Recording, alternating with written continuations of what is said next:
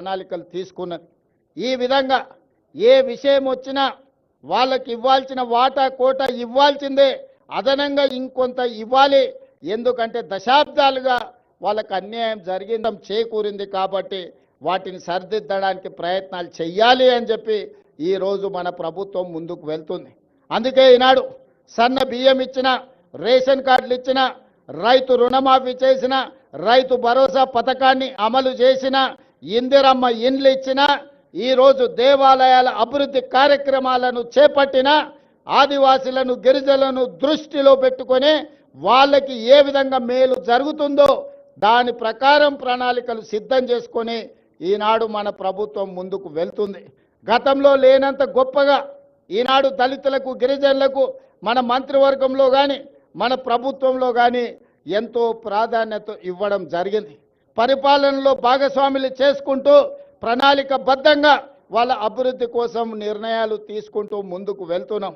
ఇవాళ మిత్రులారా, ఈ కార్యక్రమం ఈరోజు సమ్మక్క సారలమ్మ గద్దెల మరియు ప్రాంగణ అభివృద్ధి పునర్నిర్మాణ కార్యక్రమము జీవితంలో వచ్చిన గొప్ప అవకాశం. ప్రతి మనిషి జన్మిస్తుంటాడు, మరణిస్తుంటాడు, కానీ కొద్ది మందికే అరుదైన అవకాశాలు వస్తుంటాయి. ఈనాడు నాకు మా సీతక్కకు ఒక అరుదైన అవకాశం, సమ్మక్క సారలమ్మ గద్దెలు మరియు ప్రాంగణ పునర్నిర్మాణం ఈ జన్మలో దక్కిన గొప్ప గౌరవం. సీతక్క చెప్పినట్టుగా తన జన్మ ధన్యమైంది. ఒక్కసారి గుట్టల మీద నుంచి అమ్మను గద్దెల మీద కూర్చోబెట్టే అవకాశం వస్తే నాకు ఈ జన్మకు చాలు అనుకుంది. కానీ గతంలో ఇతరుల దగ్గరికి వెళ్ళి రిప్రజెంటేషన్స్ ఇచ్చి మాకు నిధులు ఇవ్వండి అని అడిగే పరిస్థితి ఉండే. ఫిబ్రవరి 6, 2023 నాడు ఇదే ప్రాంతం నుంచి నేను చెప్పిన, రాబోయే రోజుల్లో ఇతరులను యాచించడం కాదు, సీతక్కనే సంతకం పెట్టి నిధులు మంజూరు చేస్తుంది, సీతక్క ప్రభుత్వంలో భాగస్వామి అవుతుంది అని ఆనాడు చెప్పడం జరిగింది. ఈనాడు చేసి చూపిస్తున్నాం. సమ్మక్క సారలమ్మ ఈ ప్రాంత అభివృద్ధి కోసం నిధులకు వెనక్కి అడుగు వేసే సమస్యనే లేదు.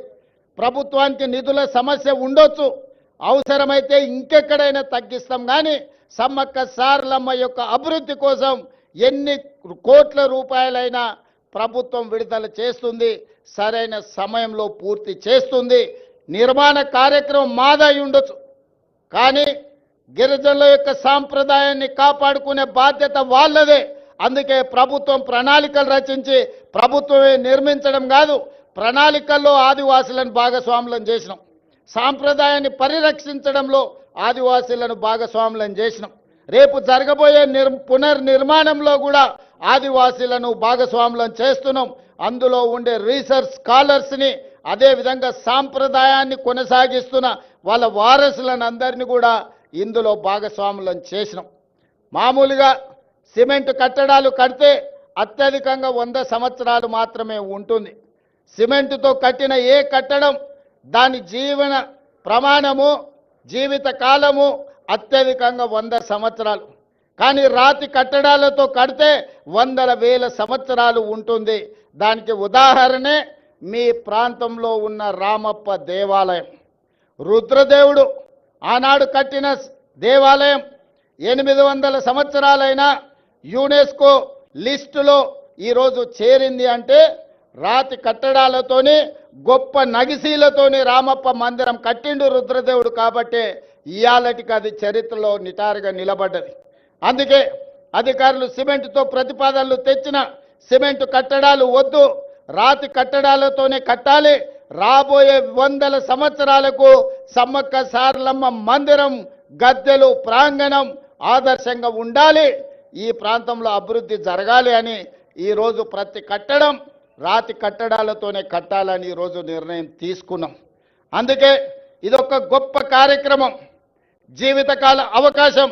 ఈ గొప్ప కార్యక్రమంలో మీరందరూ భాగస్వాములు కావాలి, మీ అందరి ఆశీర్వాదం కావాలి ప్రభుత్వానికి. మేము మిమ్మల్ని మనులు మాణిక్యాలు అడగడం లేదు. ప్రజల యొక్క ఆలోచన, ఆదివాసీ సోదరుల యొక్క కోరిక మేరకు ఈ ప్రభుత్వం ఈ ప్రణాళికను తీసుకొని వచ్చింది. 100 రోజుల్లో ఈ పనులన్నీ పూర్తి చెయ్యాలి అని ఈనాడు ప్రభుత్వం టార్గెట్ పెట్టుకొని పనిచేస్తుంది. జనవరి 28 నుంచి జనవరి 31 వరకు ఏదైతే ఈ సమ్మక్క సారలమ్మ జాతర జరగబోతుందో వివిధ ప్రాంతాల నుంచి వివిధ రాష్ట్రాల నుంచి ఈ